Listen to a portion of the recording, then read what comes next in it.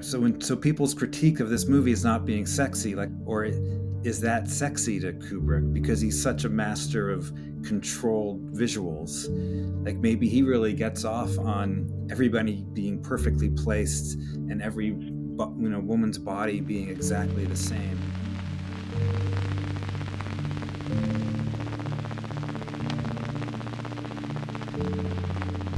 Hello, everyone. I'm Bina Gogineni.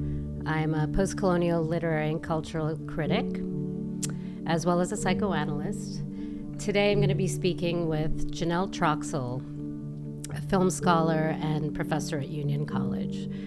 We're going to be discussing the iconic film Eyes Wide Shut by Stanley Kubrick, 1999. And we're also going to be talking with Smootaphilia Erotic Ensemble. We'll hear about who they are and how they're involved with the film. So Jenelle, maybe we can begin by talking about the inspiration for the film. You know more about this than I do, being an expert on German film and feminist film of the 20s. Apparently, the film was inspired by a novella by Arthur Schnitzler, a Viennese Jew who was living in that era. So could you just tell us a little more about the milieu and what you think Kubrick was making of it? Yeah, this film was inspired by Arthur Schnitzler's Traumnovelle, which was written in 1926 by an Austrian playwright and writer of novellas. He was also a medical doctor. He was a co-eval of Sigmund Freud's, and they read each other and greatly admired each other. In fact, I'll just take a second and read this letter passed between the two, because Freud called Arthur Schnitzler his doppelganger, and was very hesitant to meet him until he grew older. So he said, whenever I get deeply absorbed in your beautiful creations, I invariably seem to find beneath their poetic surface the very presuppositions, interests, and conclusions I know to be my own. Your preoccupation with the truths of the unconscious, the instinctual drives in humans, your dissection of the cultural conventions of our society, the dwelling of your thoughts on the polarity of love and death. They were both very interested in love and death. All this moves me with an uncanny feeling of familiarity. I have formed the impression that you know through intuition rather than from detail. That you know through intuition, or rather from detailed observation, everything that I've discovered by laborious work on other people. So there's this incredible bond that existed between the two, and this admiration. So this idea of it being inspired by a dream, goes very deep. And I'm hoping maybe you can talk a bit with us about that, being a psychoanalyst in training. So Schnitzler was Jewish, but this is something that Kubrick really wanted to, write out of the film. So we can think a little bit about, why that might be as well. But this is something that Kubrick had wanted to do for 30 years, and it was only in 1999, his last film, that he actually felt ready to do it. Do you know anything about the hesitation or why it took him so long to get the adaptation? Well, his second wife gave it to him, and she was a dancer. She was kind of part of this higher cultural New York milieu than he was, and so he was very, very interested in the world that she was showing him.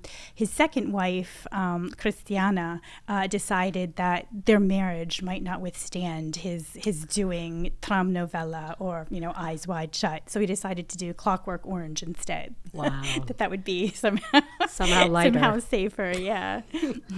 Well, actually, it's interesting, the question of couples withstanding the making of this film.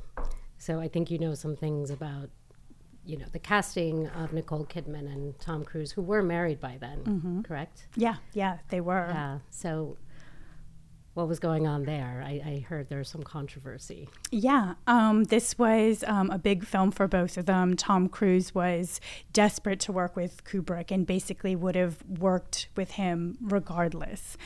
So this was a grueling shoot. It lasted 400 days, the longest the longest shoot on record. In fact, they won a record in the Guinness Book of World Records for how long this went on. The two of them actually slept on set in a house that very much resembled Kubrick and his wife's. Wow. They put pocket change around. They selected the drapes, and some say that Kubrick even served as this kind of marriage counselor to the two of them.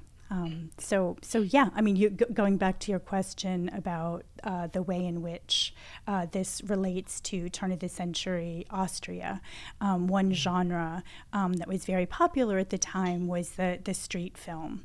Karl Grune did something called Die Strasse. G.W. Pabst did Joyless Street. Joyless Street was one of Kubrick's favorite films. He really admired Pabst. And in these films, the very bourgeois subject was lured outside into the street and took part in what happened there, and then came back having been, enriched to some degree by the experience. So this is something that I think that we can see happening, certainly, or arguably, with the couple in the film, but maybe not necessarily with Kidman and Cruise, because they got divorced 2 years after the completion of the film. So. Wow, interesting. So their love did not survive the film, even though the couple's survives the adventures, as they call them, many of which do take place on the street. It's interesting because the male protagonist, played by Tom Cruise, Bill Harford, spends a lot of time on the street. He's almost like a flaneur in this kind of dream space, just kind of meandering, seeking respite at times from stressful situations. He goes out, as I recall, into the street first after his wife confesses in lurid detail a sexual fantasy that she had been harboring for quite a while, since a vacation that they'd taken in Cape Cod a previous summer.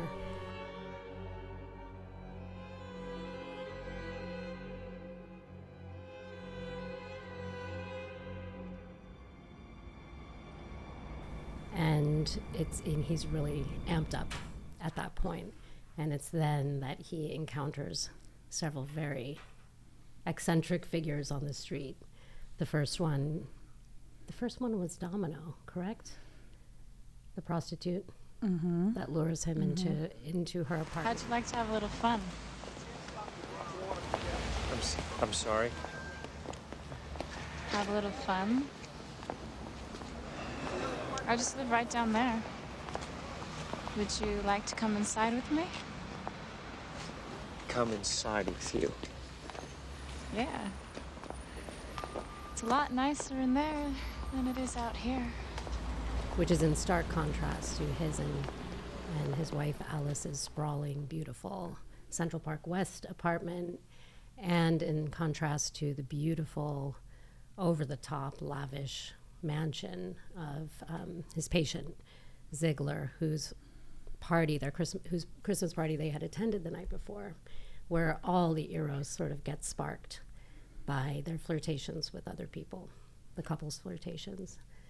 So can you want to talk a little bit about flaunting and, the idea of the flaneur in that period of the 20s, just a kind of bourgeois figure who puts on the cloak of anonymity and observes, kind of walks around, takes in city culture. Cities were really kind of having their big moment. What do you make of, I don't know if the flaneur is of interest, or even the transposition of Vienna to New York City, in some ways capitals of their moment. What do you know about the setting? It's so fascinating. Yeah. There is a sense, first of all, that the Tom Cruise character sort of sets out onto his journey after hearing his wife's fantasy, as you say, in very lurid detail. And Slavoj Žižek has an interesting take on this in Pervert's Guide to Cinema, where he is just so, incensed by her fantasy that he can't quite keep up with it himself. He's trying to sort of outdo her and, outperform her in some way, but just can't, because images of her sort of indiscretion sort of keep haunting him, keep interrupting him in certain ways. The film is the story of how the male fantasy cannot catch up with the feminine fantasy, of how there is too much of desire in feminine fantasy, and how this is the threat to male identity. So, we can, ask ourselves: is this a bourgeois cautionary tale, right? They both go out, they have their adventures, they come back, and they feel very lucky to be together again. They wanna go home and fuck. So maybe there's something, things get, ratcheted up a little bit. But I think there it certainly is that question to ask ourselves. Yeah, it's interesting. They're in a kind of dialectic of jealousy and safety with each other. And maybe that's kind of the core of Eros, safety and risk. And they're really kind of pushing the limits individually, like separately, but with the thought of each other in their mind. It's really quite striking after watching this incredibly erotic, like Eros-drenched film, where there's so much sex being had, to think that actually, I hope I'm not being a spoiler by saying this, but neither member of the couple actually has sex with anyone in the film. And they come closest to having sex actually with each other in a scene that we don't see, but kind of can assume, I think, after the Christmas party, that they do sort of consummate the charged external attractions that have kind of fed their sexual egos and their fantasies, and they sort of bring that back to each other that night. But when Nicole Kidman, her name is Alice in the film, when she then objects to her husband's kind of very bourgeois notion of marriage as utterly circumscribed, like, you are my wife and therefore you would never dream of cheating on me or risking our relationship. And they have a small daughter as well.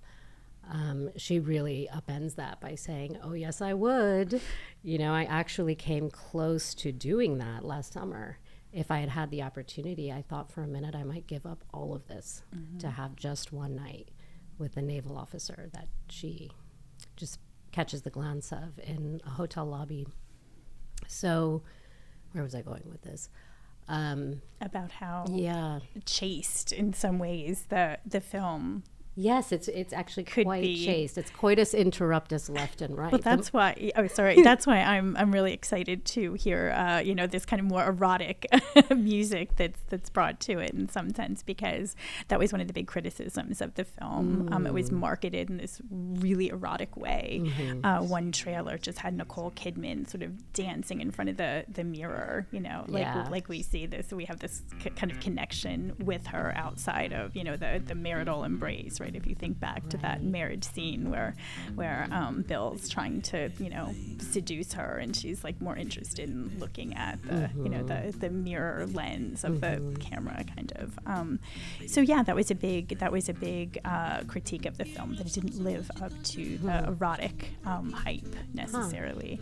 It did get originally it had this NC-17 rating, and Kubrick had promised the studio that he'd deliver an R movie, so that you'll notice all of the figures who are sort of blocking our view in the orgy. So they were digitally put into the film, and some people say that Kubrick may have planned for that, because they fit in so perfectly.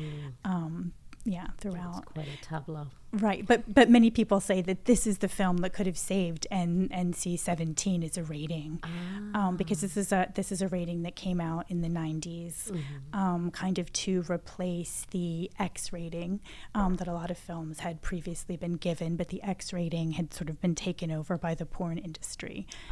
So people were hoping that if this film could hang on to the NC-17 with these big stars and show in cinemaplexes across the U.S., there could be this sort of erotic element of cinema that could somehow be saved. So, wow, that's interesting because that was the same era as Henry and June, right? Which was also NC-17. Yeah.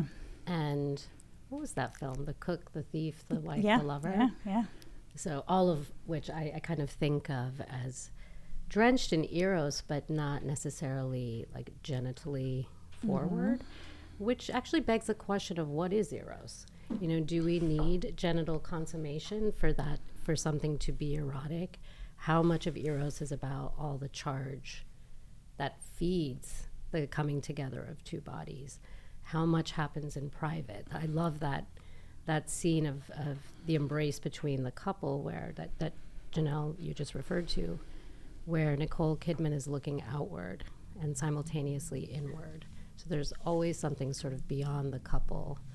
And that's their big discovery. And the movie leaves off with us wondering how or if that's going to feed or threaten their dynamic.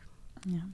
But I'd love to hear your thoughts on this. And Sure. Yeah, well, I'll give you a little quick background of what we're doing. So this is Courtney. My name's Smoota.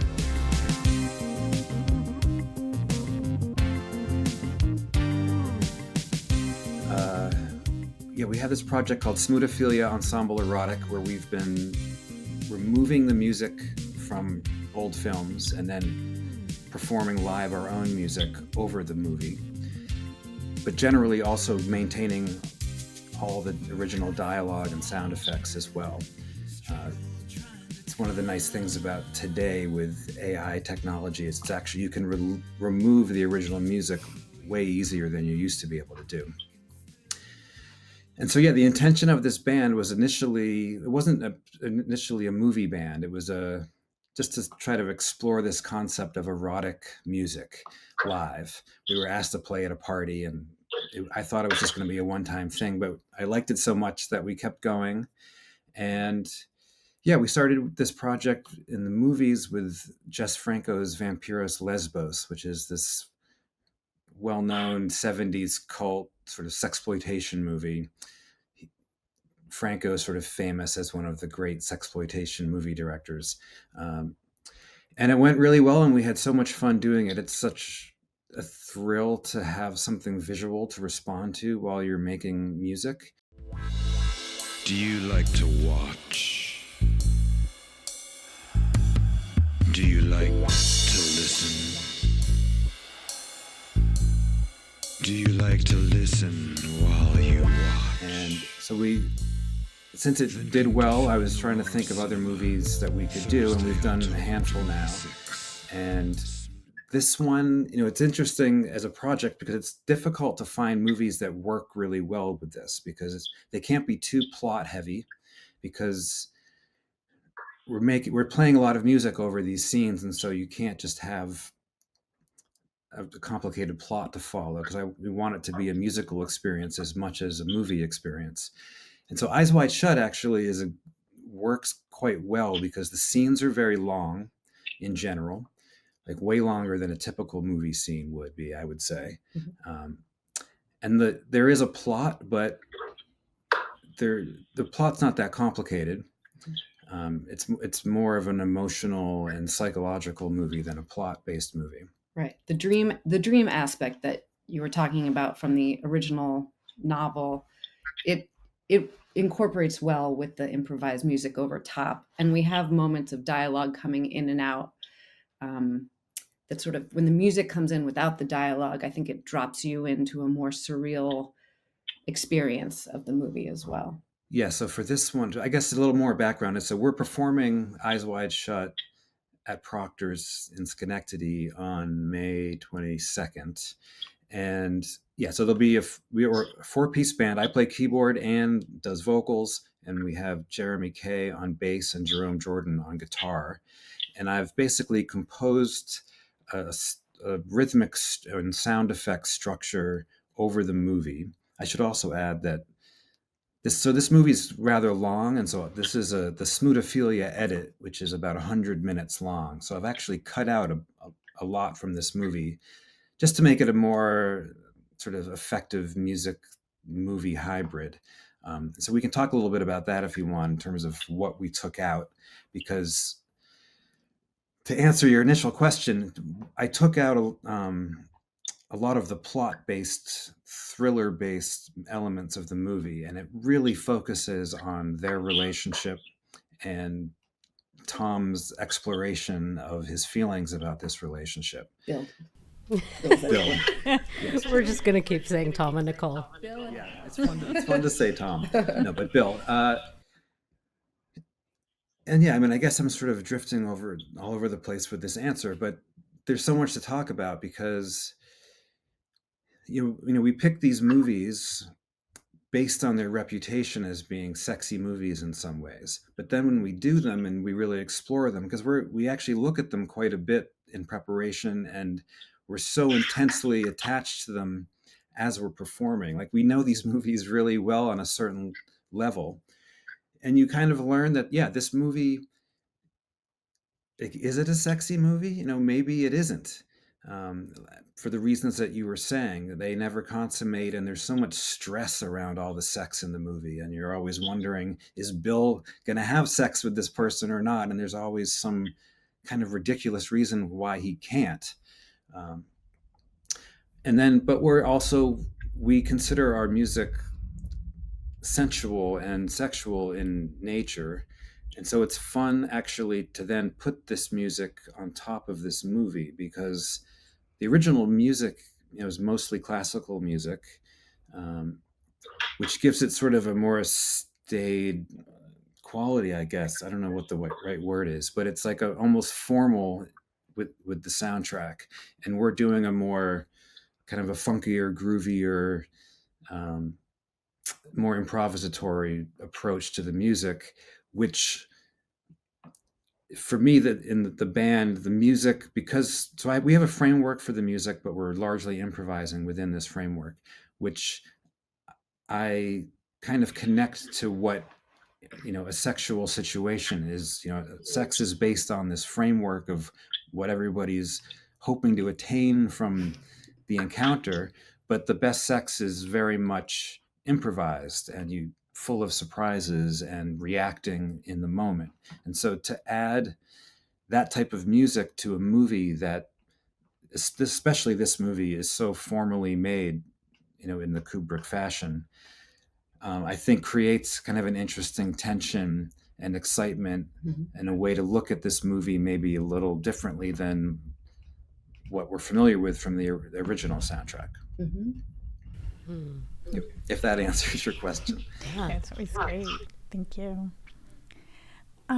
Just wondering, there's kind of this element of the sacred and the profane in the music itself, and I'm thinking specifically of the ceremony with Red Cloak, where I guess they're using Romanian priests chanting liturgy, but then they put it backwards. So just wondering how you sort of, if at all, you do tap into that juncture of the sacred and the profane, and how you might, potentially channel that when you're improvising. I mean, Anne is really remarkable in what she does, because she's a vocalist and she's going through a lot of effects, but she doesn't use any words. It's all wordless vocals. And I feel like, which is very, very rare in music in general. I think I can say that, right? And but because we're so connected to voice, and that's usually where so much meaning comes from music for most people, I think at least really enjoy Anne's approach to this music, because you are so connected to the human voice through her, but without any words to hang on. I do feel like there's a deeper connection to like the primal and maybe the profane, like what you're saying. Yeah, it's incredibly freeing. I mean, this is the most speaking in Smootaphilia I've ever done. Right here. Yeah. Right here, right now. It's incredibly freeing to not have to use words, lyrics at all. It's allowed me an opportunity to really, I think, dive into some of those weirder exploratory places. Yeah, I mean, we're very much, the four of us, collectively connecting on stage, but I often do feel like Jeremy, and I are laying a bed, so to speak, for Anne to kind of explore her sounds on top of. It's really awesome. It's really fun. What an erotic metaphor. But yeah, it's interesting. The erotic ensemble, we're talking about Eros. You had mentioned no one ever consummates their relationship. I think, the tension, the jealousy, the tension of what Bill and Alice are scared of so frightened of in each other. That's part of what is erotic. Yeah, it is. I think it is a sexy movie because of all this tension, jealousy, so much jealousy, which is a big part of sex for so many people, if not all people. Speak for yourselves. Well, it's really striking that when they come back from the Christmas party, Tom/Bill is obviously turned on by the older Hungarian gentleman dancing so closely with Alice, and he says, well, of course he wanted to sleep with you. You're a very beautiful woman. And he's comfortable with that, but that's so interesting because she's then a sex object, you might say, a coveted sex object. But as soon as it switches into her being a sex subject, a desiring subject, actually I have desire, women have desire. It's not just men who have desire. It really throws him for a loop.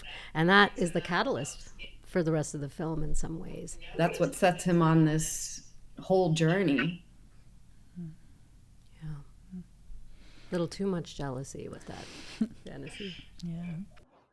I think it's so interesting that you come to this with the psychotherapy background, because, watching this film, I think Bill and Alice could really, get down with a good IFS therapist to talk about their exiles, and they haven't learned how to communicate about their protectors and their exiles yet. And it seems to me at the end of the film that they agree to put the mask back on in some ways, that they say, oh, this is way too scary. We've poked at these dark shadows within ourselves. And they kind of agree to say, no more. We talked about our dreams and that's enough. Case closed. Yeah, we were talking about this last night because it ends, in some ways you could interpret the movie as them being free, but it ends in the toy store with the daughter and they're kind of going back to this family unit. It's not like they're actually necessarily respecting what their desires might be. Mm-hmm. And so we were wondering, even the title Eyes Wide Shut, maybe they opened their eyes in some ways, but it's still shut as well. Mm-hmm. Yeah, no, I like that you bring up the toy store, because the little girl is, looking at the doll in the carriage, and then, her mother says, oh, that's old fashioned, right? And then there's the big teddy bear, the, sort of apex predator, right? And then that she picks up that she wants too. And then there's the Barbie doll. So it's like we move through these available modes in some sense, but they still remain, within that toy store, able to pick from these options somehow. And going back to what you were saying about the masks as well. I mean, just the circulation of, masks in that film is pretty incredible, right? And I think... And thinking too about the kind of ambivalent function of masks. On one hand, they hide, so they're sort of truth concealers, but they also facilitate like a certain expression of truth in a person through the mask, because of the mask. And so, there's so much, there's so much to say about that motif of the mask, and I would love to hear more from all of you about that. But when you were speaking, and I was thinking about, well, with what ends up being in the surround, like what is between the couple at the end? Do they merely, quote unquote, survive? That's a language that Alice uses. We survived our adventures, which I find so striking, because adventures is usually a word associated with enlivening, not threat and sort of death and horror only. In fact, usually not. We'd think of those maybe as misadventures. So there's some ambivalence there, and I feel, I don't know, I don't think they can stuff that genie back in the bottle. It's there. Their unconsciouses are connected. I mean, whatever went on the night that Bill goes to that secret society masked orgy party, Alice is having a concurrent experience in her sleep. So I think of Eyes Wide Shut as also, in a very contradictory way, as potentially meaning the truth of what happens, when your unconscious is given full reign. So your eyes are shut, your physical eyes are shut, but there's some sort of undercurrent of truth that has trouble expressing itself, in daylight.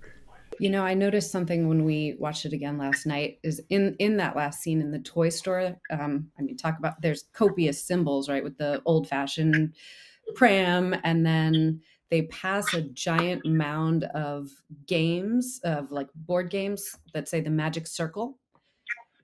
And I was thinking about, the circle in the orgy scene, like it's sort of feels like a little wink of like it, as much as I feel like they are actually trying to put the genie back in the bottle, and maybe there are little reminders still lingering in the toy store. Right. You can never, once you've gone to that orgy, you can never escape that orgy, even in the toy store. Well, here's, if you don't, we have just kind of a random debate about the mask. So when he comes back home and Alice is in bed with the mask, we've been debating whether that mask is actually there or not. Like, I'm curious if you guys have any opinion on that. Like, is it just a notion of her discovery? Because they don't acknowledge the mask in the bed. Mm-hmm. She never looks at it directly. And it's sort of unclear of like how, because part of the plot of the movie is the mask disappears and how did she find it and all of that. I'm just curious if you guys have a thought on that. I love the idea that it might not really be there, that it's this sort of psychic haunting, right, that manifests on the pillow. And that would kind of be in keeping with some of the lighting in the room, too, because, if you think about the interplay throughout the whole film of the blue and the kind of beige pink lighting, I noticed in that scene it was totally suffused in blue, right? That kind of blue light from the street, came in and just completely took over this domestic space that they shared, and it was very much haunted by this mask. So yeah, I'm really intrigued by the idea that it might not. Yeah, that's a good point with the light. Yeah, that's interesting. I noticed that too in the, when they're fighting in the bedroom, she sort of keeps walking back towards the dark blue bathroom in that scene. And the shots between his jealousy fantasy shots of her with the naval officer are a blue tint as fully in that blue. Yeah, and that's the color of pre-dawn.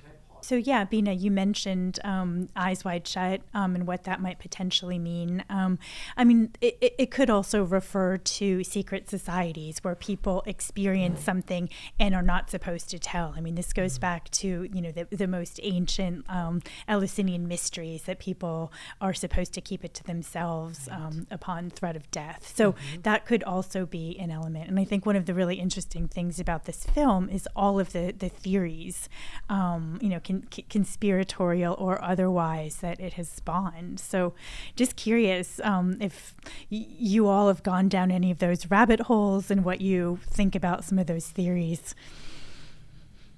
Say I have not so much, mostly because, and maybe we can get back into this idea of the cut that I made of this movie in a way takes a lot of that stuff out. The conspiracy part of this movie, and like, is he getting followed and who's trying to shut him up and all this thing.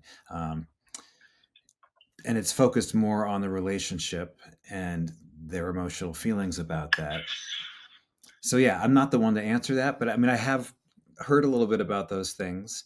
I can't decide if, you know, this is, like you were saying earlier, that this is famous for being one of the longest shoots of a film, right? And obviously Kubrick is OCD about making movies. But I do wonder, even if someone like Kubrick, does he really go down these holes with what he's trying to talk about or not? I don't know. I think it's important to note also that this Smootaphilia cut and what we're presenting at Proctors later this month is not Kubrick's Eyes Wide Shut. What we are presenting is, it's for all intents and purposes, this event is called Eyes Wide, Ears Wider, Nothing Shut, because we wouldn't, first of all, want to chop up, you know, his Kubrick's perfect edit. It's more of like a remix, I think, of a song. Like the original source material is very present, but it is our own spin. So I would say, you know, more than a cover, it's like a remix in that way.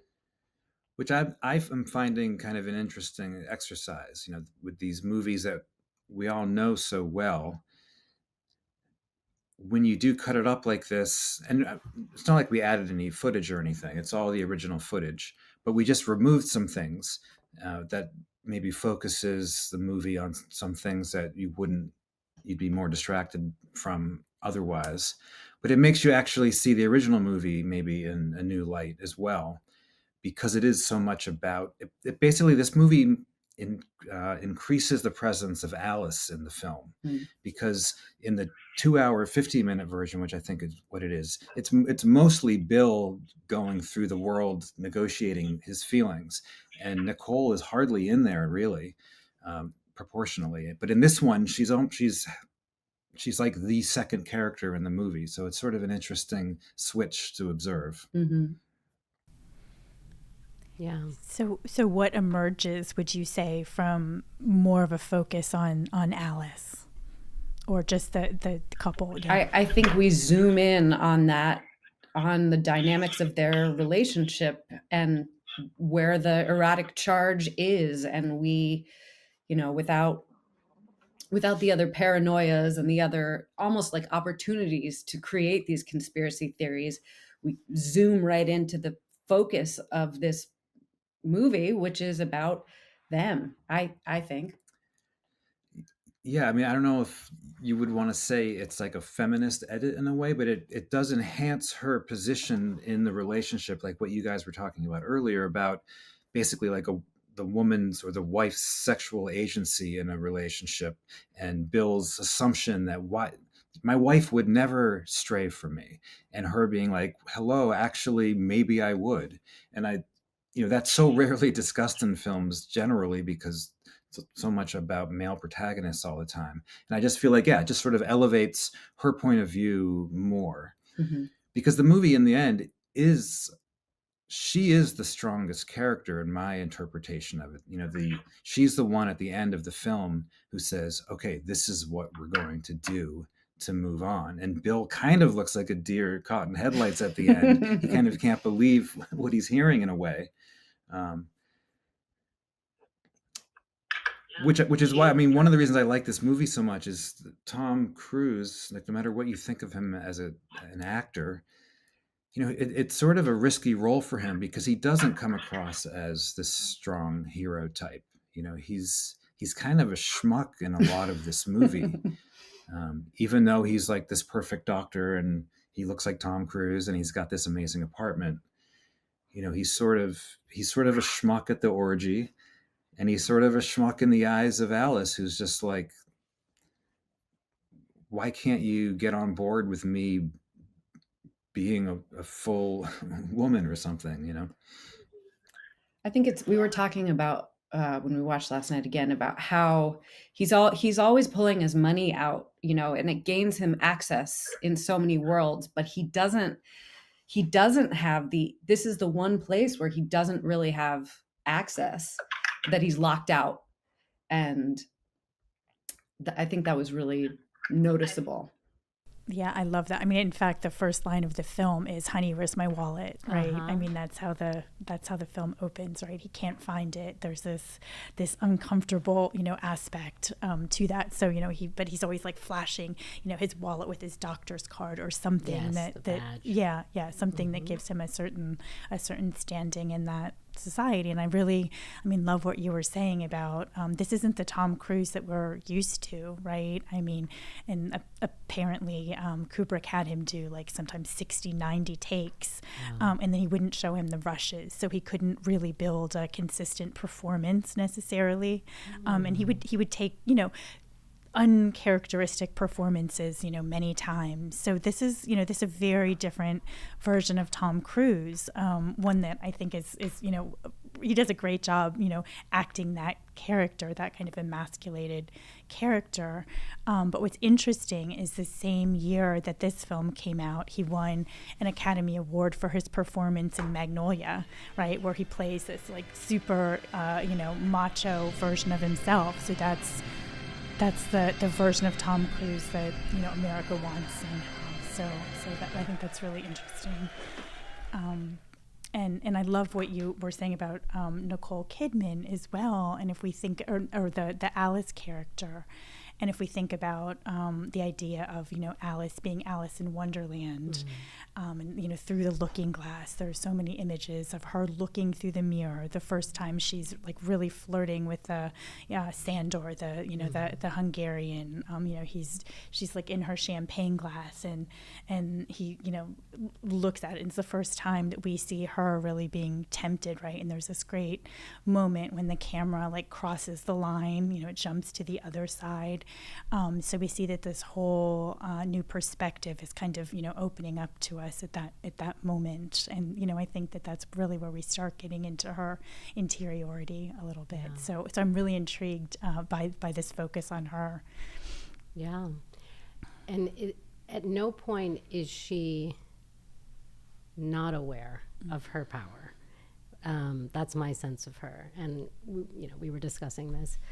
I think there's even an element of sadism in the way that she reveals her fantasy or her temptation in such detail. And then, of course, when she has the nightmare, the dream nightmare, and it's also really significant that desire and dread are two sides of the same coin throughout the film. You know, not only does she have sex with her object of desire, that naval officer, but he's laughing at her for a period of that episode in her dream. But then it ends with her sort of humiliated sex with all these men, you know, like loads of anonymous men. And she sort of makes it her own moment. This is all within the dream. Her dream character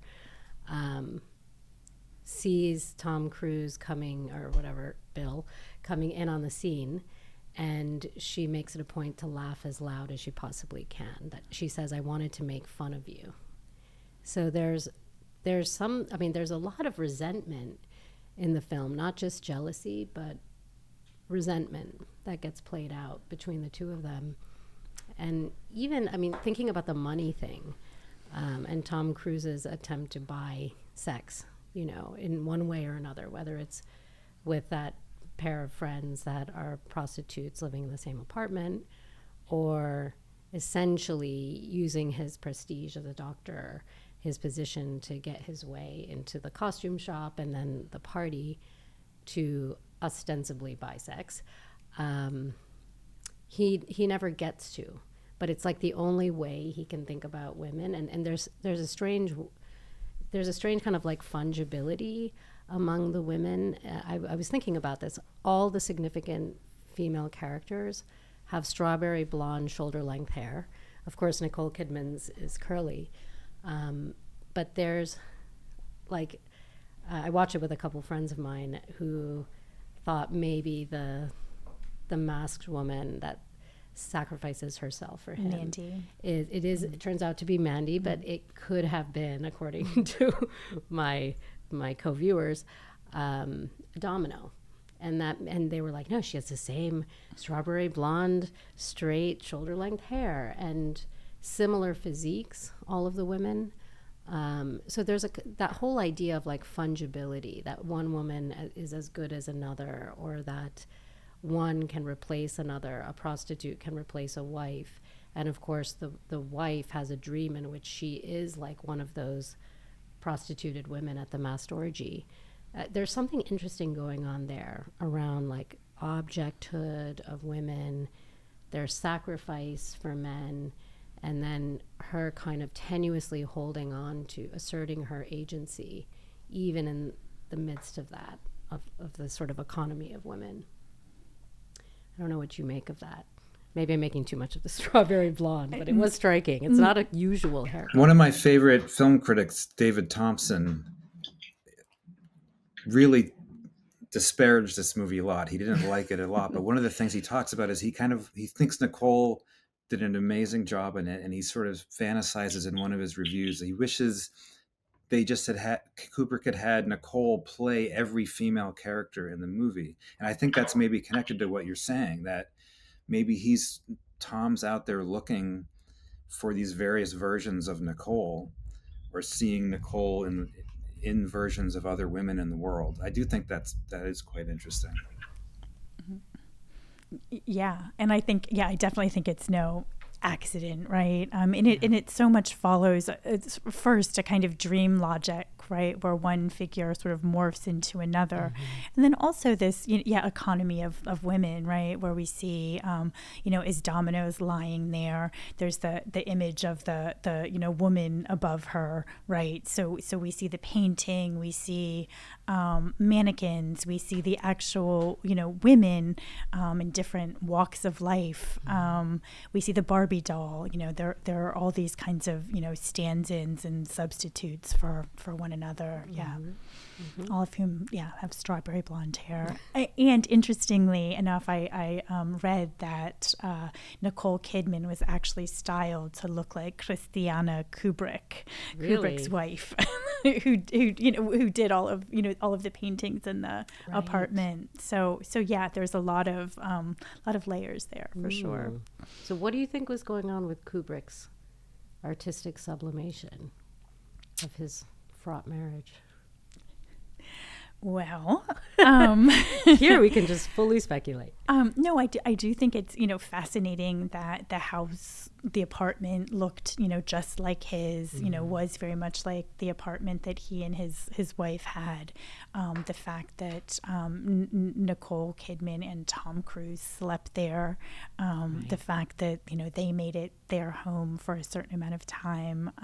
There are a lot of layers, and in fact, he did try to insert like levels of jealousy into their relationship. Tom Cruise wasn't allowed to come to set or even ask about or be told about the 3 days that Nicole Kidman shot with the naval officer. So that was something that was very much a secret between him and Nicole and the naval officer, right? And he would often tell Nicole that he called her a thoroughbred and, really praised her acting, whereas he said that Tom Cruise's acting was much more like a roller coaster. It wasn't steady. So there was also this level of jealousy, I would say, vis-a-vis him, that he very much encouraged as well. So yeah, it was, I think that it was, a super meta film. Yeah.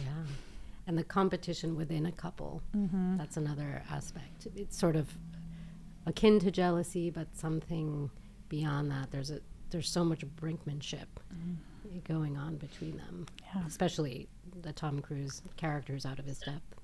And bringing up their competition, I think it's worth noting that she had this gallery and it went bankrupt. And he is this hotshot, successful doctor. It's just like another detail there.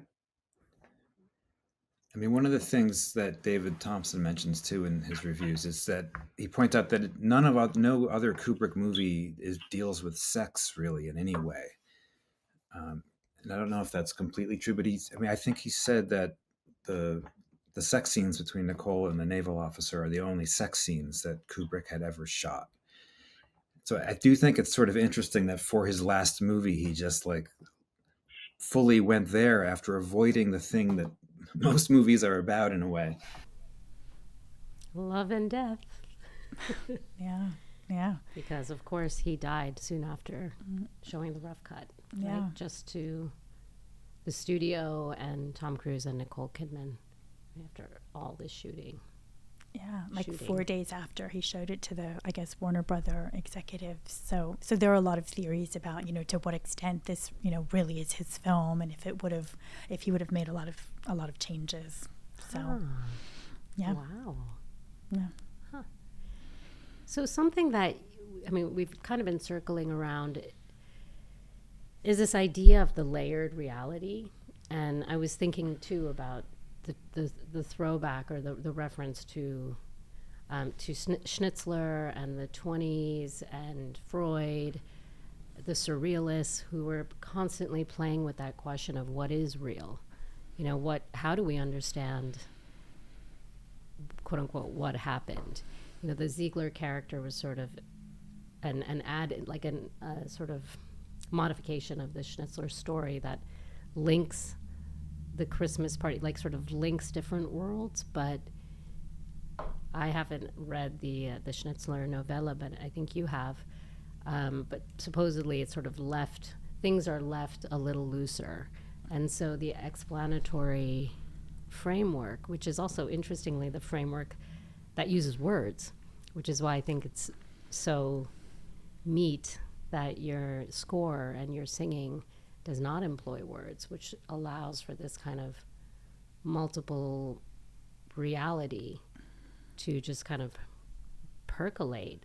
And I think that the most interesting thing for me about the film, and I'm curious about how much of these scenes you cut out, is when one scene kind of implicitly intrudes upon another, but not in any necessarily causal way. It is dream logic on one hand, but it's also kind of all of reality. How do we thread together a narrative? And this one doesn't have a very clear or strong thread in this sense, in my view. I don't know how you feel about it. Yeah, it is very episodic. There is this sense that, we don't know where the dream might start. That's something that we can, think about a little bit. I know in the original Traumnovelle by Schnitzler, the password for him to get into the club is Denmark, and it's a Danish naval officer. So there's this sense that the whole thing could be a dream. It's the suggestion that's coming out and being fleshed out in this dreamscape somehow. So there's maybe a few more suggestions that it could be a dream, I would say, in the original, but the film does cut quite close to the novella. I would say. But I don't know. I'm curious what you all think about this. I mean, I didn't necessarily think that Victor Ziegler's explanation summed it up. I mean, I think it was this. It was one explanation, but I don't necessarily know if anyone was supposed to believe it. I think it remained very open. I don't know if that was your experience as well. Maybe one criticism of the movie for me, because we don't have any of that in this cut, but there's like a bit of a frustration where you're like, but wait, what actually happened? And you never feel satisfied with getting that answer, but you really want it, which of course I like that as well. But this movie is like based on so much frustration in a lot of ways, not consummating, not getting a clear answer of what the hell's going on. I think it's also worth noting that the password in the film, Fidelio, even though it's this opera, it's also fidelity. And here they are wrestling with their fidelity or potential infidelity in their own relationship. It does beg the question, like, of what was going on in Kubrick's relationship. I guess based on some of the things that you were saying, I mean, I wonder if he really was working some things out with this movie. Freud would think so. But also the question of fidelity to what, right? There's fidelity, like sort of genital fidelity to each other as a married couple. But another kind of fidelity seems to emerge as paramount in this 48 hours sequence, which is to some other kind of truth, a truth that hasn't been allowed to be spoken inside the marriage up until that point. And as you said, not sure where that lands the couple up, but something else is driving them for that whole period where they're basically separate, right? They're having their own explorations, whether real or dreamed. Curious what you make of the notion of the rainbow, because initially the password was Fidelio rainbow, but then they cut that out, and the rainbow, the image of the rainbow keeps recurring in the film. And just wondering if you have any thoughts about that. It's a good question, because right, the costumes shop is named Rainbow, right? Yep. And the two models are taking him beyond the rainbow, something like that, or to the end of the rainbow, where the rainbow ends. And then we have the Christmas lights everywhere. They give us this rainbow effect. Right. And what are we left with, right? Where the rainbow ends. So it does seem like there's this kind of, potentially like questing that takes place as well. Yeah. And the beauty, I mean, the idea of a rainbow is the light that emerges from a rain cloud. It's coming out of something hard and heavy or dark. It could also just be this sort of fairy tale notion of a fairy tale land where, because I do think he really establishes that their life is actually quite maybe boring. I don't know if boring's the word, but bourgeois or something, and that maybe just with him, the way he's contrasted with the piano player, for example, like as a musician, I find that piano player character so interesting because they make it very clear that he didn't finish med school and that he was a little embarrassed by that. But in some ways, it's the musician that has the entree into this fantastic life. As they always do. Playing gigs late in the village and having this weird orgy gig. Yeah. But having to leave his family, he talks about he lives in Seattle and he's always following where the gigs are. And Tom is so fascinated by it, but is also... He clearly was like the dominant man in that dynamic of like, whatever happened to you? Why didn't you finish med school? You know what they say. Once a doctor, always a doctor. Yes, or in my case, never a doctor, never a doctor. I never did understand why you walked away. No? It's a nice feeling. I do it a lot. Cheers. But so to me, maybe the rainbow is just this notion of like a fun, fantastic life. Something else. Something else. I mean, but also to get back to your notion of fidelity too, I was thinking there's also maybe this fidelity to that social strata that he's in. Mm-hmm. And this idea of like, I mean, that scene and at the orgy after he's caught is so crazy when he's, we so rarely feel like some other adult can tell us how to behave. But in that scene, he's like, you must never speak of this or you will be killed, which I think is exploring this notion of the ultra wealthy doing these sadistic rituals and things that the masses seem to think happens. But like Tom seems like, is he a part of that scene or not? He's sort of peering in. But I warn you, if you make any further inquiries, or if you say a single word to anyone about what you have seen, there will be the most dire consequences for you and your family. Do you understand? Financially, he's part of it, but why hasn't he been invited to that party before? I think is kind of an interesting question. Mm-hmm. Was he just not looking for it, or was he not? Is he not rich enough, or is he not evil enough, or what is it? The night before at the Christmas party, you get which is just a normal Christmas party in the city, albeit in a mansion. You get the sense that he is striving socially. He's really upwardly mobile.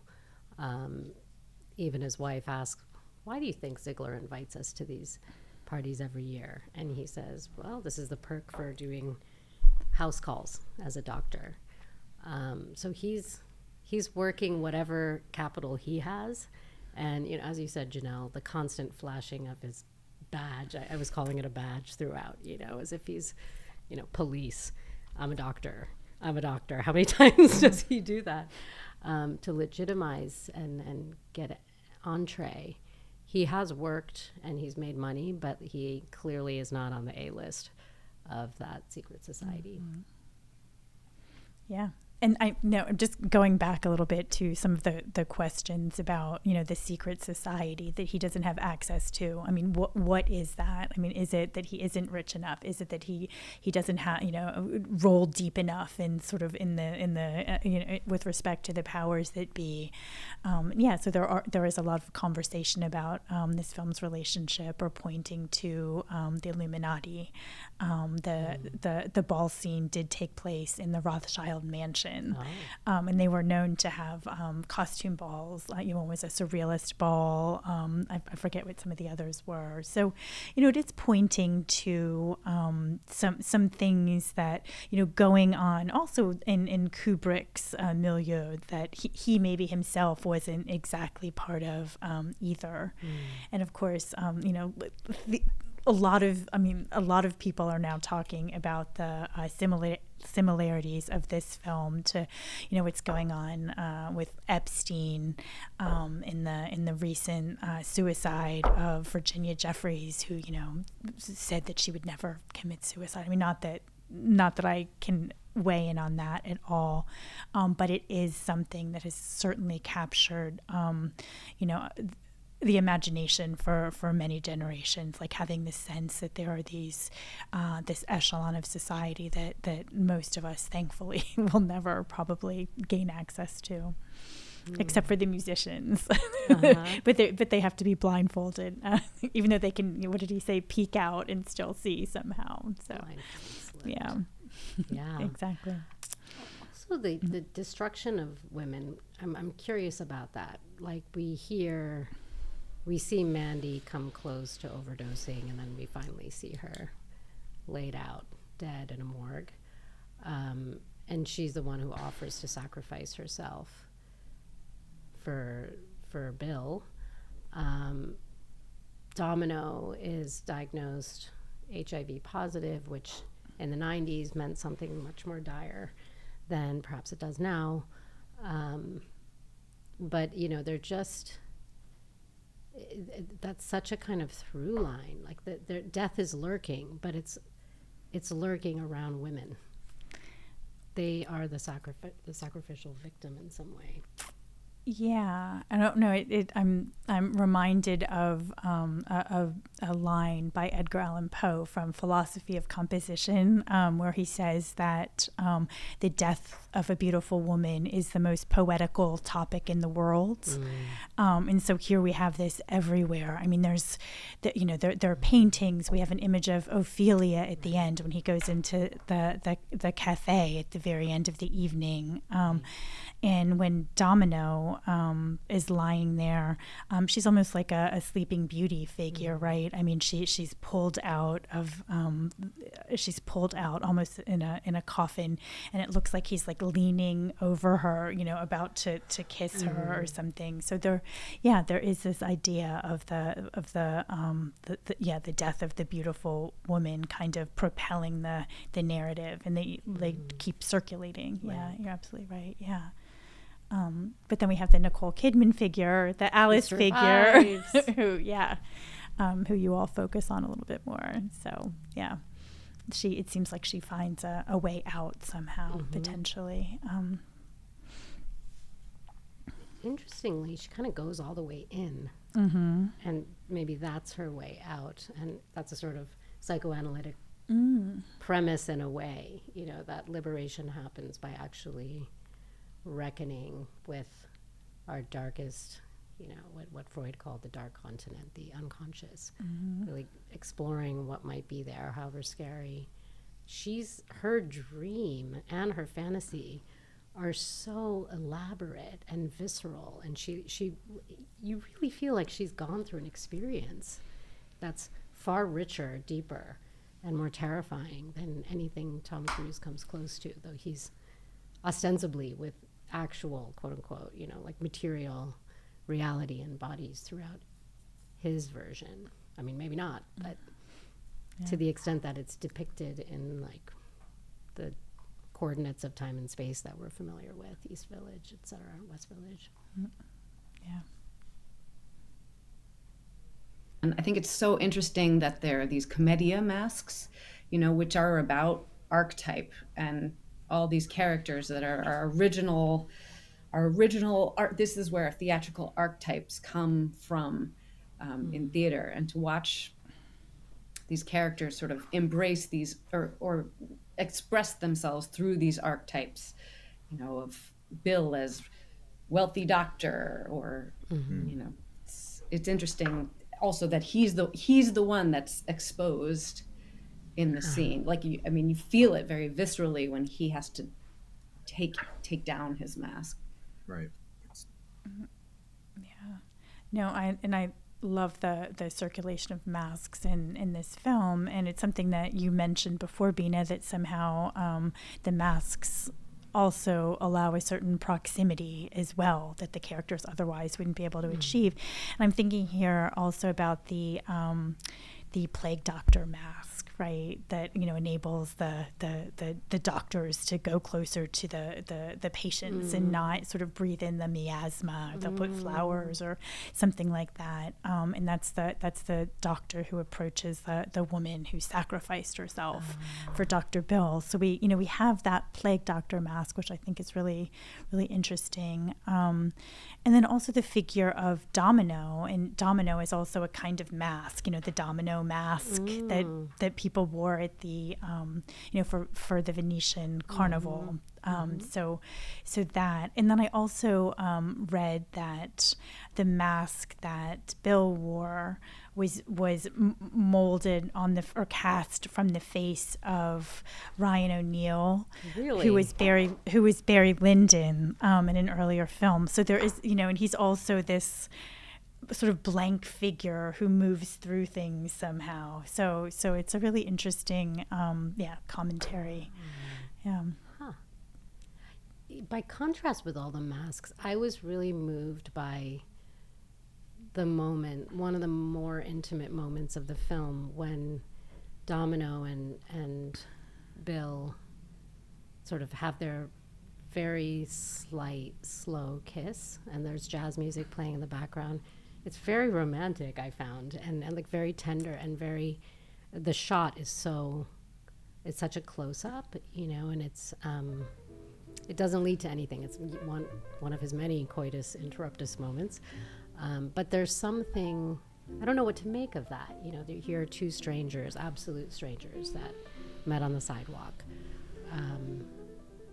And it's a purchased exchange on one level, but there's something so very intimate in that kiss, the unmasked, the closeness, like as opposed to all the masked fucking that's going on in the orgy. The music that we play in that scene is also it's always very romantic as well. I think that the romance of it and the tenderness of that moment, the intimacy comes through as well in what we've played as well. I mean, I was going to say, I really find her character to be sort of the deepest character or the most real character. You know, she's very pure, right? And she's willing to work for a lot less as well, right? Yeah, and she even tells him at the end, "You don't even have to pay me since we didn't do anything." Yeah. But she just seems like she knows herself the best of anyone, even though she's playing this archetype that we generally look down on. But she actually seems like the most authentic New Yorker or something in the movie. She's kind. Yeah. And she's kind. Yeah. But I had the thought last night when we were watching it that close up of them kissing, it's just on their face, and you can't see that they're still clothed at first. And I remember just thinking last night, like, you sort of assume, oh, they're in the midst of their sex scene. And then it pulls out and it's not happening. It's just a tender kiss. Mm-hmm. Yeah. Actually, she's standing up and leaning down to him. Mm-hmm. Yeah, but it is maybe the one moment of romance, right, that we have in the film. And it makes me think a little bit. We talked earlier about the street films, and this was something very characteristic of that genre that was popular in the early or in the mid 1920s. The idea that there was so much that bourgeois society had become disconnected with, so they would venture into the street to learn from the sex workers, from people who they normally wouldn't encounter, and this was something that they brought back. So this level of authenticity, if we're going to call it that, does occur with her, where she she gives him something, or she offers to give him that time with her for nothing, right? And then he comes back the next day with cookies from Di Roberti's, right? So there is a sweetness there somehow in that connection. Now, was that considered sort of class appropriative? The idea of you go into the street and you learn the things and you have the experiences with the hoi polloi, and then bring it all back to energize your bourgeois life and wife. I don't know. I'm just thinking a little bit. Of course, this is my post-colonial brain going, but there's something of a kind of colonial vibe in that, although it would be in situ in the self-same city. But we were talking a little bit about the music in the Masked Orgy, which is Carnatic music by a South Indian composer. And that caught my ear right away. I mean, it's very, very beautiful music. I'd love to hear what you two have to say about it. But it made me think so much about the kind of Orientalist music through line in, starting with 19th century composers, Germanic, Austrian composers, French in the 20th century, all of whom I admire very much, but sort of drawing on the East for its vaunted sensuality and, in paintings, of course, the figure of the odalisque, in the North African paintings by Delacroix, etc. But that sound, that sensuousness, which is also a foreignness, and a kind of, with foreignness and sex and taboo combined, there's just such an erotic charge being drawn from like the low, the other, the out there. And again, like I'm thinking back to the 20s, that was really the period when the world just kind of like exploded in the consciousness of Europe with, you know, the opening up of anthropology into basically all terrains that had been colonized and bringing back artifacts, music, masks. You know, the masks, of course, were so hugely important in modernist art, modernism, primitivism. We can think about Picasso and his inspiration from African masks. So I feel like that motif is also alive in the film. Yeah.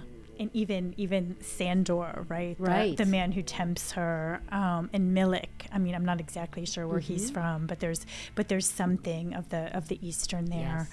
And it's interesting that you talk about some of the music in the masquerade scene. Apparently, the composer Jocelyn Pook had done a sequence, migrations that actually drew from the Gita. And they were actually, audible within the soundscape. But then it was I don't know. Then they eventually, Warner Brothers took them out when there was, protests. So they were very much, leaning into that and sort of borrowing this kind of erotic, charge from the East throughout the film. One thing I wanted to say was that, in some ways, that orgy is one of the more boring orgies you could ever imagine, and because it is so ritualistic and it is almost like a religious ceremony.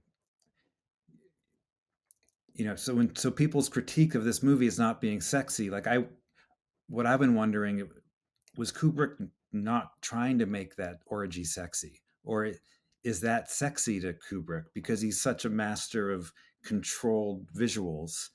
Like maybe he really gets off on everybody being perfectly placed and every woman's body being exactly the same. So I mean, we'll never know. But I'm really curious. Like, what did he think that was the hottest scene that's ever been filmed, or was he trying to make fun of that level of society and what their ideas of sexy might be? And that's what we endeavor to explore. Yeah, exactly. Yeah, no, I think that's great. a great. It does seem like a critique, right? And so I'm curious a little bit about how this fits in with some of the other films that you've elected to perform, like Vampiros Lesbos, for example, because I know that Schnitzler was originally very much known for like what he called the bedroom farce. So there was something farcical about some of his works, like Reigen, which is La Ronde, or the ring dance, where people move through these different partners very quickly. And just wondering if you feel like you capture some of this, bedroom farce aspect, or because you were talking before about wanting to preserve some kind of, spontaneity, and how that was very important to you in your work. Well, I guess I would say, we don't do this with every movie, but with this movie, for some scenes, we're playing the music. I take the dialogue out and just leave the subtitles. So, for example, the scene where she tells him about her initial fantasy about the naval officer, you don't hear Nicole speaking, but you're reading her words. And what I like about it, and I feel like we were thinking last night, that you really get to focus on her face and her expressions. Because movies sort of unfortunately have become so dialogue heavy, and it's so much about plot and about people speaking. And some of the greatest movies obviously are about the visuals, and I feel like there aren't that many movies that allow 5 minutes of just listening to music while you're watching these amazing actors do their thing, and you sort of, without hearing the emotion of their delivery, you can kind of put your own interpretation into it. I think it really shifts the temperature of the scene, and I feel like there particularly it feels more dreamlike. It is that sort of dream logic. that you were talking about, it works in that way. But it also like it makes you kind of focus in a different way that I think worked extremely well when we did it. Yeah, I mean, that's the other thing, is that we don't really know how this stuff's going to come across, and as we're experiencing the movie with an audience there, we can see whether this concept is working or not. And we did find for Eyes Wide Shut, it did work quite well. Because we've also done 2 shows ago, we did a double feature of Cat People and The Hunger, which are more plot-driven movies. And during that experience, I found the music was sort of serving the plot more and wasn't allowing for as much dreamscape elements. We did Emmanuel most recently. I mean, I'm getting quite a film education by doing these movies. And something that I noticed last night, speaking of archetypes, is that there's a through line of these characters. Mario, the older man who sort of indoctrinates Emmanuel, reminded me so much of the Hungarian when we saw it last night. And that was... Yeah, you can sort of see these cliches of like sexy movies and the innocent woman being preyed upon by the older man. But how, it's interesting to see how different movies play with that dynamic. In Emmanuel, Emmanuel's this sort of legendary, one of the first softcore movies that did incredibly well in France. And it's about this young woman's sexual awakening into becoming a woman. And this older Mario character sort of guides her through these stages of sexual development or something. Whereas in this one, the Hungarian, I don't know, it's sort of a funny role. It's like, because he's like, last night we were thinking he's kind of gross. We see him as gross, but he's also so sophisticated, and he's mentioning Ovid, and that's, another element of this movie where you're like, what are we supposed to make of this guy? And she's also toying with him in a lot of ways, but also certainly has no intention of being seduced by him. So it's sort of like who's playing who in that scene. Yeah. But yeah, so it is interesting. She is flirting hardcore. What's that? Say again? I don't. If she's prey, she's a very lively prey.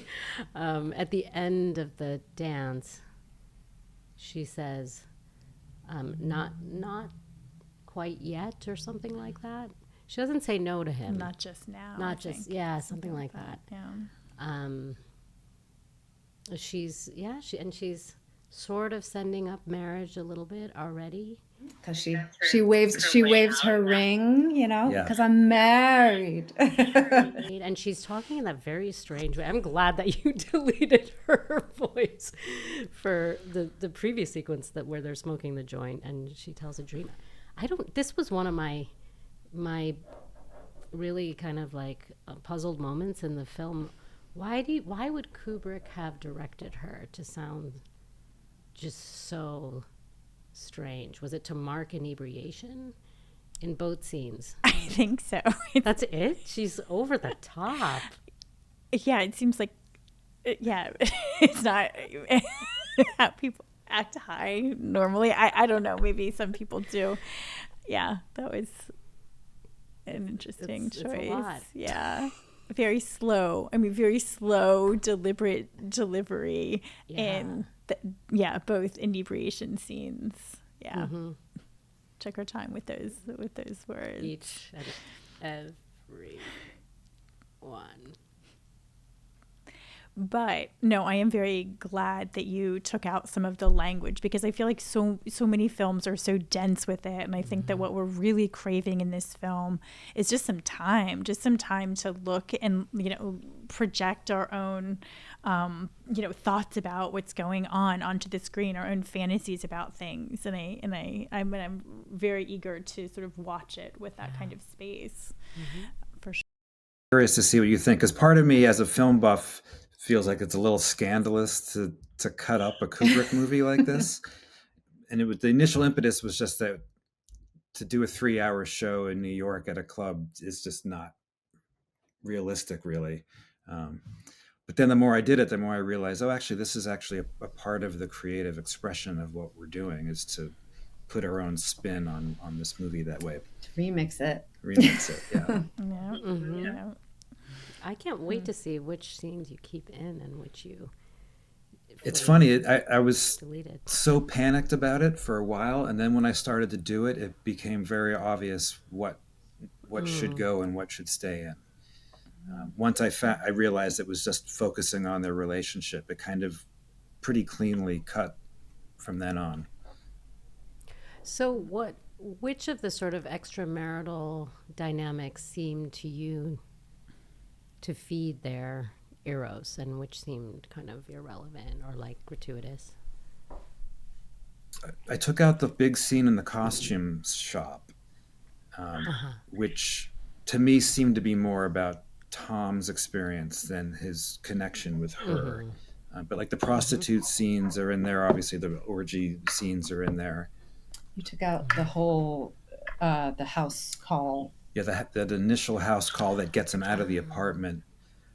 Oh yeah, I forgot about The that. bellhop is gone. The bellhop, yeah. So all basically then I got rid of all just like the plot elements of him. Like I took him out going to the morgue, the big conversation with Ziegler at the end with explaining things. I took that out, just because once you start taking plot points out, you have to get rid of all those plot points so that no one's confused. But then it just sort of magically emerged as a 100-minute movie about this couple, and it was sort of a miracle, I have to say. Yeah, I'm very interested to see what your experience of the orgy scene without the sort of Eastern exotic music is going to be like. Yeah. I can't wait. So when you're composing in the moment, do you generally, like, what is your relationship to the original score? Just out of curiosity, is it something that you try to put out of your minds, or something that you respond to in some way? Completely change it. I mean, because I feel like we're a band, and we have our sound, and we apply that sound to every movie that we do, even though we're changing the details of it. I'm not, because a lot of bands that do this type of thing are very faithful to the original movie or to the original soundtrack, or they change what the instrumentation is based on the movie or whatever.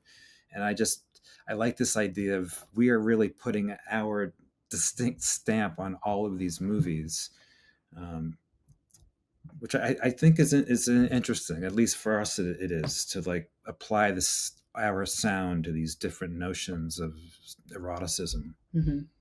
It's been really fun, and yeah, it's been way more fun than we ever anticipated. Like we're really enjoying ever this. since we signed up to do this one gig with no movies. Once we started doing the live scoring to the films, I was like, oh, this is it. This is the only thing we're doing. No more live band performance. This is definitely the angle. This is what makes Smootaphilia interesting and unique and special.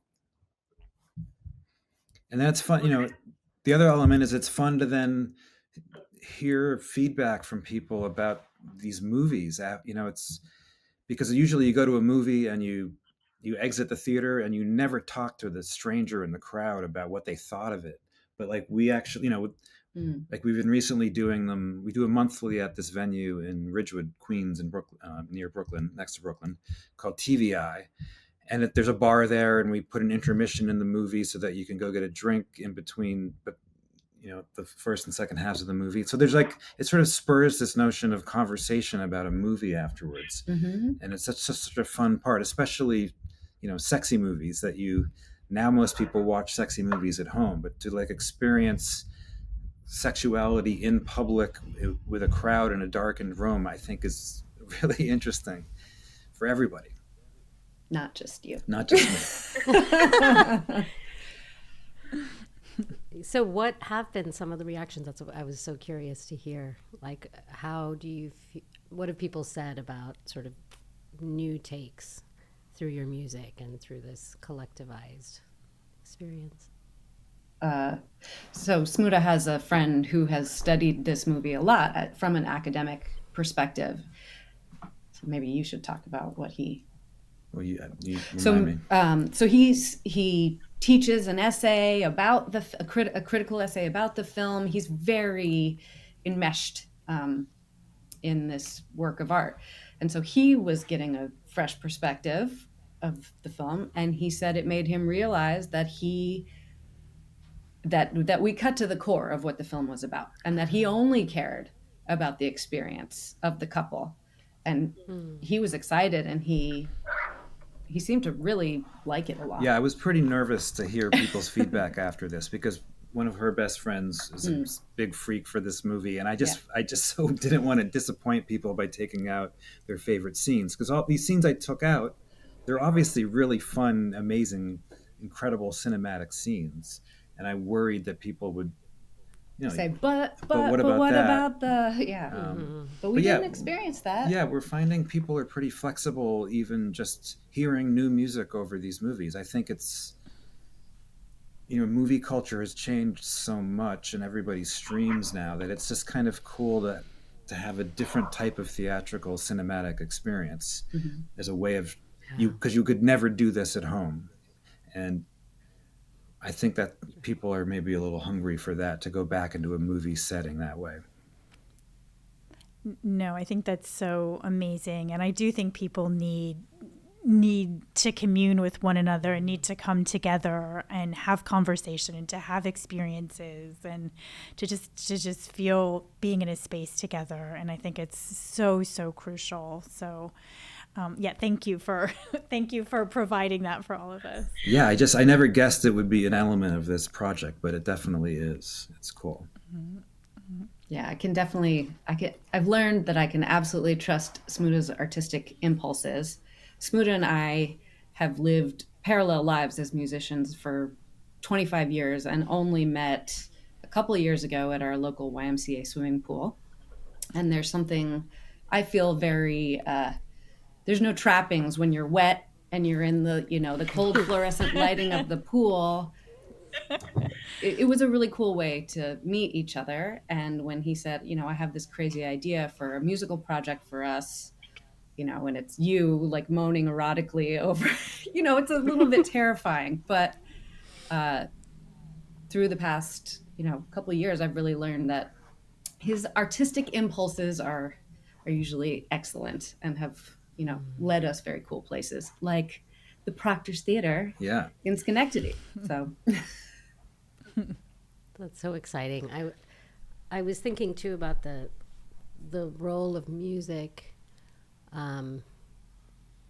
as collectivizing in itself. It's sort of always been that way. I was thinking about Nietzsche's argument about the Apolline impulse versus but sort of in dialectical tension with the Dionysiac one, and here it's like all Dionysus. You've got Eros, you've got your very sensual music, and then the deleting of a lot of the language.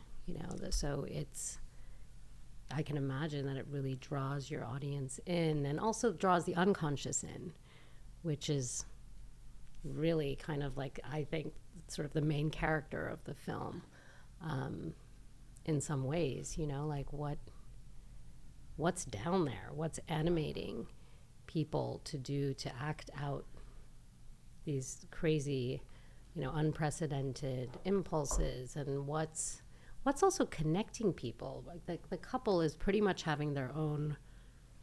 They're having their own experiences. There's very little conversation or connection in that 48-hour period. Certainly nothing of substance, except for when the dream revelations, fantasy revelations are made. But the fact that she's in her bed, Alice, having this dream that is so close, so borrowing so many elements that she might as well have been. And some people have speculated that she sort of was at that party, but I don't know about that. Personally, my hypothesis doesn't go that far, but I think about their bond at that point where they're very strained as a couple on a conscious level, strained unto the point of breaking, their unconsciouses are very connected. Like they're communicating at that level. And I think, music is what allows our unconsciouses to come together, and we don't have to put explanations and words to it. Yeah. Saying, I can tell you're a psychotherapist because you just stitched it back together. You just brought it back together in a beautiful way. All right. 50 minutes are up. So, yeah. So, yeah, thank you Where's so your much. wallet? Honey, where's my wallet? So we can't wait to see the performance, and thank you so much for taking the time to talk with us. This was so fun. This was so fun. Yeah, Thanks for letting This us is really nerd out about it. Hear from you. It's really interesting to talking hear to two your nerds. perspectives about the film. It's great. And even just to add one last thing about what you're saying about music, movie audio is so different from live music audio. So to watch a movie with feeling the sound waves from the bass amp and the guitar amp, I do think it changes the movie experience, which is fun. Yeah. Yeah. So yeah, really, we're so grateful that you had us, and we can't wait to see what Proctors is like and do this whole thing. All right, bye guys. Thank you. Thank you. Bye. Reel One was recorded at Open Stage Media Studios, directed and edited by Zebulon Schmidt, and produced by Paul Kazee.